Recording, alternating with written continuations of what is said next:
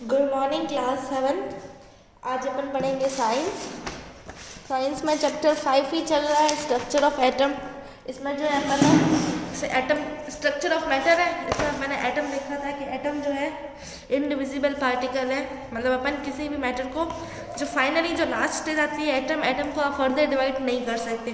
फिर अपन ने देखा कि जो है कुछ मॉडल आए, जैसे कि इसका न्यूट्रल कैरेक्टर होता है, मॉडल ऑफ एन एटम देखा कि जिससे बहुत सारे साइंटिस्ट थे जिन्होंने एटम के कुछ मॉडल दिए थे।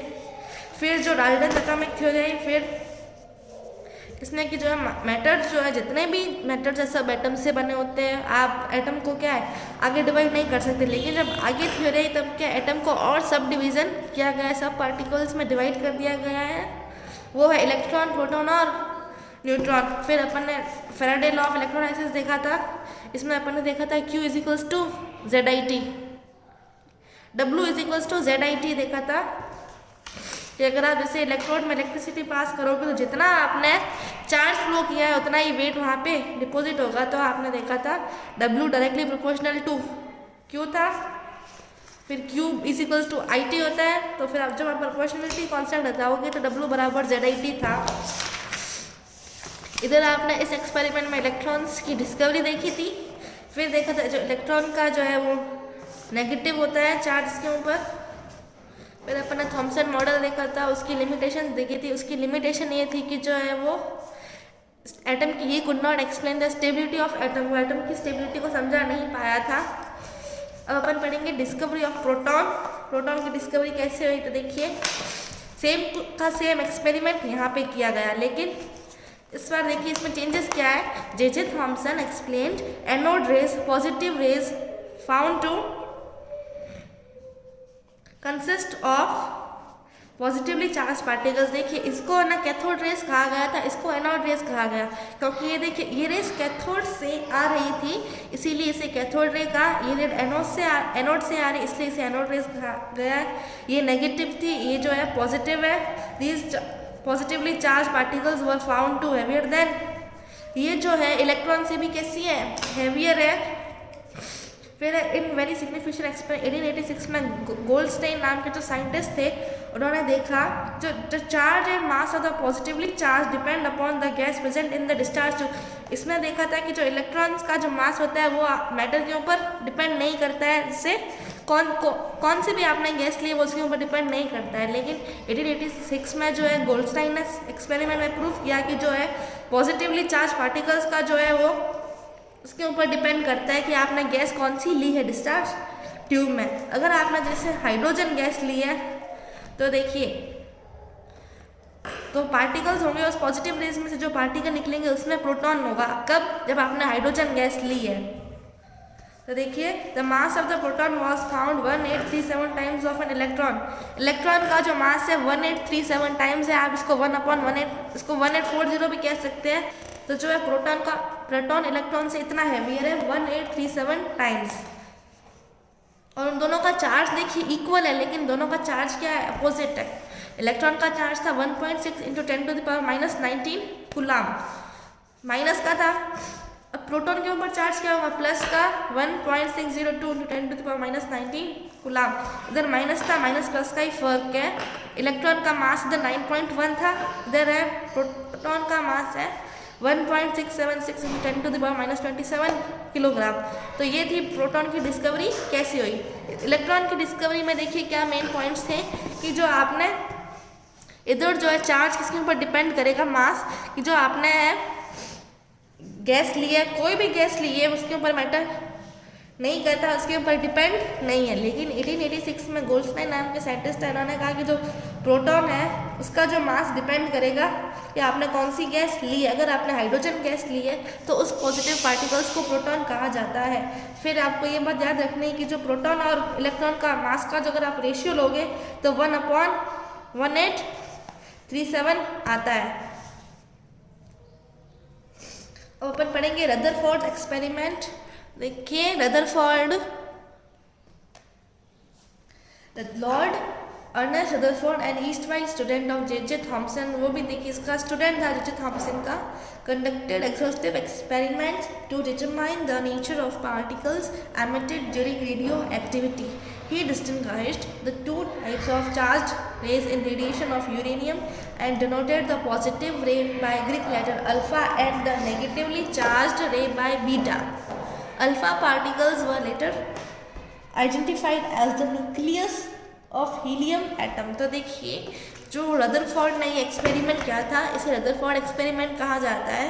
तो उसने देखिए क्या उसका एक्सपेरिमेंट का एम क्या था, to determine the nature of particles emitted during radioactivity. जब ये देखिए इस रेडियो एक्टिविटी के ड्यूरिंग जो पार्टिकल्स एमिट होते हैं उनका नेचर पता करना था कि वो कैसे होते हैं। तो उसने दो रेस ली थी, देखिए पॉजिटिव रेस को उन्होंने अल्फा से डिनोट किया है, नेगेटिव रे को उन्होंने बीटा से डिनोट किया है। और अल्फा पार्टिकल देखो He2+ आयन्स बोलते हैं, हीलियम के आयन्स, या फिर He2+ आयन बोल सकते हैं इन्हें। फिर इन अल्फा पार्टिकल्स को किस नाम से जाना गया, न्यूक्लियस ऑफ हीलियम एटम, जैसे हीलियम एटम का न्यूक्लियस के नाम से इस अल्फा पार्टिकल्स को जाना गया। तो देखते हैं इसका एक्सपेरिमेंट में क्या क्या था। रदरफोर्ड फाउंड दैट, ये है इसके ऑब्जर्वेशंस, ठीक है। Rutherford found that the when particles were passed through a thin sheet of metal, majority of them were travel in straight path. Some particles were scattered through large angle, very few deflected back as if they have collided with solid or impermeable obstacle in their path or having the same charge as present on a particle, that is positive charge. From the above observation, Rutherford concluded that the atom is extraordinarily empty since most of the particles passed through it. Atom is electrically neutral. The negatively charged electrons must be revolving in the space around the nucleus to balance it to positive charge. तो देखिए इसके सबसे पहले observations क्या है। इससे पहले मैं आपको एक एग्जाम्पल देके बताती हूँ कि जैसे मान लीजिए आप किसी फील्ड में जाते हो, खेत में जाते हो, तो जैसे वहाँ पे क्या की होती है, बाड़ाबंदी की भी होती है, वहाँ पे फेंसिंग की भी होती है। तो उसमें से ऐसे से कुछ नेट टाइप का स्ट्रक्चर दिखता है। जैसे मान लीजिए आपके घर में नेट है, वो ऐसी होती है। आप अगर कहीं गेम खेलने जाते हो तो ये जहाँ पे नेट होती है ना, वो ऐसी होती है। तो इस नेट में से देखिए अगर आप पत्थर फेंकोगे ना, तो पत्थर सीधे क्या हो रहे हैं, इसमें से यूँ पास हो रहे हैं। तो इसमें भी आपको इस तरीके से रदरफोर्ड ने एक्सपेरिमेंट किया था। उसने जो ये He2+ रेस ली थी, अल्फा पार्टिकल्स, देखिए उन्होंने क्या किया था, उन्होंने गोल्ड की एक शीट ली थी, ठीक है, गोल्ड की पतली सी शीट ली थी। अब आप सोच रहे हो कि उन्होंने गोल्ड मेटल को ही क्यों चूज़ किया था, क्योंकि गोल्ड मेटल को चूज़ करने के लिए पीछे भी एक रीज़न था कि जो गोल्ड है वेरिएबल ज़्यादा होता है। तो देखिए उन्होंने जो है इन जो थिन शीट ऑफ मेटल ली थी गोल्ड की, उनमें से उन्होंने जो इन रेस को पास किया। तो उन्होंने ऑब्जर्व क्या किया, देखिए कुछ रेस क्या है बिल्कुल सीधी जा रही है, देखिए, बाकी उसमें से देखिए कुछ क्या है डिफ्लेक्ट हो रही है, देखिए स्मॉल डिफ्लेक्शन से।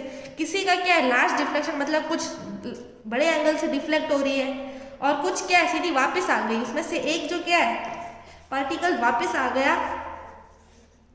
तो देखिए अब इसमें कि इन ऑब्जर्वेशन से उन्होंने क्या कंक्लूड किया कि जो एटम है, मोस्टली एटम कैसा है, हॉलो है, खोखला है atom. Since the atom is electrically neutral, atom कैसा है, इलेक्ट्रिकली न्यूट्रल है, क्योंकि जितने पॉजिटिव चार्ज है उन पॉजिटिव चार्ज को बैलेंस करने के लिए उतने के उतने नेगेटिव चार्ज भी है। और उन्होंने एक और कंक्लूजन निकाला कि जो न्यूक्लियस है वो सेंटर में होता है।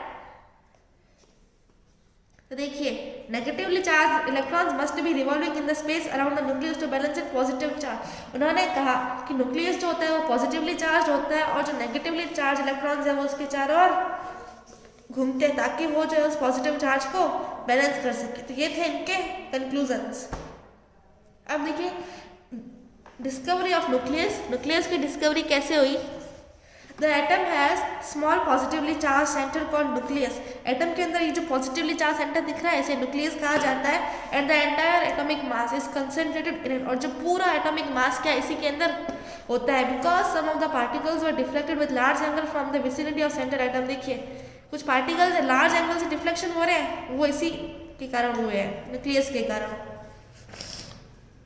Rutherford model of atom. अब रदरफोर्ड मॉडल का पूरा अच्छे से समझाया गया है। देखिए, on the basis of particle scattering experiment, इस एक्सपेरिमेंट से रदरफोर्ड ने कुछ पोस्टुलेट्स दिए हैं। सबसे पहला, an atom is made up of positively charge nucleus which is surrounded by negatively charge electrons revolving around the nucleus. उन्होंने कहा एक एटम जो है वो देखिए पॉजिटिवली चार्ज न्यूक्लियस, मान लीजिए ये एटम है,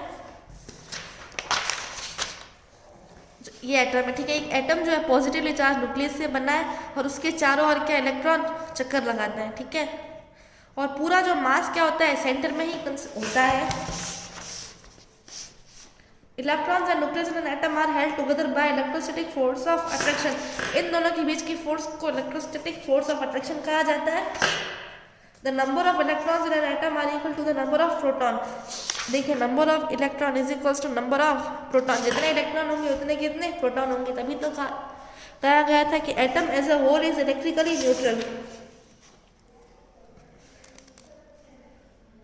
Although till that the time the discovery of nucleus was not investigated to the constant as developed later, even Rutherford proposed that the size of the nucleus is very small in comparison to the, देखिए 10 to the power minus 10 और 10 to the power minus 15,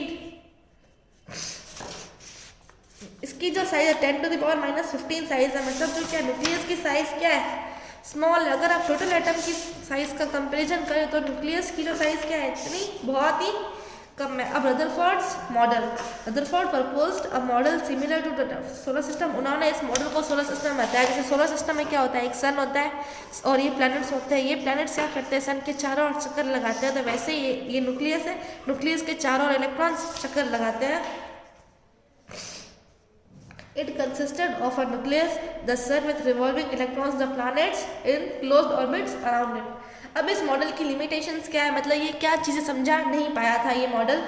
तो इसकी model की limitations यही है। देखिए, the moving electrons would be accelerated towards the centre of atom. जैसे मान लीजिए अगर आप किसी के चक्कर लगा रहे हो तो आप इसके अंदर क्यों नहीं गिर सकते। जैसे आप इसके अंदर, अगर आप इससे ये चीज़ इसके आप चारों ओर चक्कर लगा रहे हो तो एक स्टेप ऐसा आएगा कि आपकी जो वेलोसिटी, आपका जो एक्सीलरेशन बढ़ जाएगा और इसके अंदर आप गिर जाओगे। तो ये जो है इसको समझा नहीं पाया था। It would radiate energy laws of thermodynamics.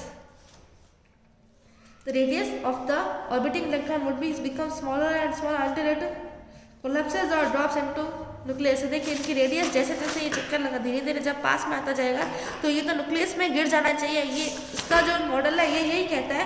तो ये जो इस बातों को समझा नहीं पाया था, तो टोटली इससे कंक्लूजन क्या निकल रहा है, ही could not explain the stability of atom. वो एटम की स्टेबिलिटी को समझा नहीं पाया था। तो देखिए जब इलेक्ट्रॉन मूव कर रहा है तो वो उसका क्या होगा, सेंटर की तरफ उसका एक्सीलरेशन होगा। और जब एक्सीलरेशन होगा तो वो क्या करेगा, एनर्जी को रेडिएट करेगा। और जैसे जैसे पार्टिकल्स जो है घूमते जाएंगे तो क्या फाइनली न्यूक्लियस में क्यों नहीं गिर जाते हैं। तो ये उसको समझा नहीं पाया था। ओवरऑल अपन कह सकते हैं कि वो एटम की स्टेबिलिटी को समझा नहीं पाया था। तो ये थी रदरफोर्ड का मॉडल और उसकी लिमिटेशंस। अब देखिए बोहर ने एक मॉडल दिया था। बोहर का मॉडल क्या कहता है, 1913 Bohr propose in model of hydrogen atom using Planck's quantum theory. उन्होंने प्लांक क्वांटम थ्योरी को यूज करते हुए जो है मॉडल क्या था, his model is summarised as, उनके मॉडल के देखिए पोस्टुलेट्स देखते हैं। Electron in an atom revolve around the nucleus in certain selected but fixed concentrical path called orbit। उन्होंने कहा था कि इलेक्ट्रॉन रिवॉल्व करते हैं लेकिन उनकी पाथ क्या होती है, कुछ इनके पाथ होते हैं फिक्स। जैसे ये फर्स्ट वाला K-L-M-N और हर की एनर्जी क्या होती है 2n²। मतलब इसके अंदर इलेक्ट्रॉन्स भी फिल करने का उन्होंने फॉर्मूला दिया था। क्योंकि उन्होंने कहा था कि मान लीजिए ये एटम है, अब एटम के अंदर इलेक्ट्रॉन रिवॉल्व करते हैं ना, उनकी भी क्या होती है फिक्स्ड ऑर्बिट होती है। जैसे ये न्यूक्लियस है, ये K-L-M-N और इन्होंने इसके अंदर भी अपन ने क्या कहा था, इनके अंदर इलेक्ट्रॉन्स होंगे लेकिन कितने इलेक्ट्रॉन्स होंगे वो उन्होंने इसके लिए फॉर्मूला दिया था 2n²। जहाँ पे n देखिए जब ये K ऑर्बिट है तो 2 × 1, n यहाँ पे 1 है। तो देखिए मतलब फर्स्ट ऑर्बिट में 2 इलेक्ट्रॉन आने चाहिए, सेकंड में क्या है n = 2, l में n = 2। तो देखिए 2 × 2 का स्क्वायर कितना हुआ 8। तो मतलब l ऑर्बिट में 8 इलेक्ट्रॉन आने चाहिए। फिर है m में कितने इलेक्ट्रॉन्स आने चाहिए, m में n कितना है 3। तो देखिए 3 का स्क्वायर क्या होता है 9, 9 × 2 = 18 मतलब m में 18 इलेक्ट्रॉन आने चाहिए। फिर है 2n² n बराबर 4, n ऑर्बिट में 4 4 16 13 इलेक्ट्रॉन्स, मतलब देखिए इसके अंदर 2, इसके अंदर 8, इसके अंदर 18, इसके अंदर 13 इलेक्ट्रॉन्स आने चाहिए। तो उन्होंने ये फॉर्मूला दिया था। These orbits are called energy level, इन ऑर्बिट्स को एनर्जी लेवल कहा जाता है। और इनके ऑर्बिट्स की एनर्जी भी क्या होती है, डेफिनेट होती है। ये आपको बता दिया। The shells of energy levels are numbered as, देखिए 1 2 3 4 बोला जा सकता है इन्हें, या फिर KLMN शेल बोला जा सकता है। An electron in one shell can not change its shell, जैसे मान लीजिए इस शेल का जो इलेक्ट्रॉन है इसके अंदर है, तो ये जो इस इलेक्ट्रॉन में इस शेल में नहीं जा सकता है, ये शेल को चेंज नहीं कर सकता है। If an electron jumps from a lower to higher energy shell, अगर देखिए लोअर से हायर एनर्जी शेल में जाना है इसको, तो ये क्या करेगा, एनर्जी को कुछ एब्जॉर्ब करेगा। क्योंकि देखिए मान लीजिए आप नीचे खड़े हैं, अपने घर के नीचे खड़े हैं, तो आपको जो है नीचे से ऊपर जाना है, छत पे जाना है, तो आपको क्या चाहिए, कुछ एनर्जी चाहिए। तो ये जो इलेक्ट्रॉन जो है लोअर शेल से हायर शेल में जाएगा तो एनर्जी को एब्जॉर्ब करेगा, और जब हायर से लोअर में आएगा, हायर एनर्जी शेल से लोअर शेल में आएगा तो ये एनर्जी को रिलीज करेगा। क्योंकि देखिए आपके लिए क्या सीढ़ियाँ चढ़ना आसान हो, बहुत डिफिकल्ट होता है, लेकिन सीढ़ियाँ चढ़ना उतरना क्या इतना डिफिकल्ट नहीं होता है। तो देखिए जब ये आप जो है नीचे से ऊपर जाओगे तो आपको कुछ एनर्जी चाहिए, तो एनर्जी एब्जॉर्ब करनी पड़ेगी, और जब आप ऊपर से नीचे आओगे तो आप एनर्जी क्या है, रिलीज करेंगे। तो यही है इसका, जब एक इलेक्ट्रॉन है लोअर से हायर शेल में जंप करता है तो इसको एनर्जी को एब्जॉर्ब करना पड़ता है, और दोनों का डिफरेंस क्या होगा, जैसे E2 माइनस E1 बराबर डेल्टा E, दोनों की जो है उसने कितनी एनर्जी एब्जॉर्ब की, वो एनर्जी कैसे पता चलेगी। मान लीजिए इसकी एनर्जी इतनी है, 5 है, ठीक है, 5 जूल, और इस ये जो है K से लेके N तक गया, N शेल में गया, इसकी एनर्जी है 15 जूल।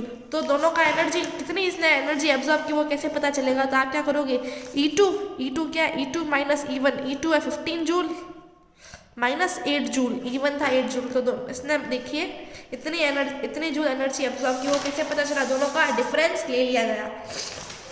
फिर है if an electron drops down from higher energy level to lower energy level it would emit equal to the difference of, ये भी पहले एब्जॉर्ब करना है, अगर उसको ऊपर जाना है तो एब्जॉर्ब करेगा, नीचे आएगा तो एनर्जी को रिलीज करेगा।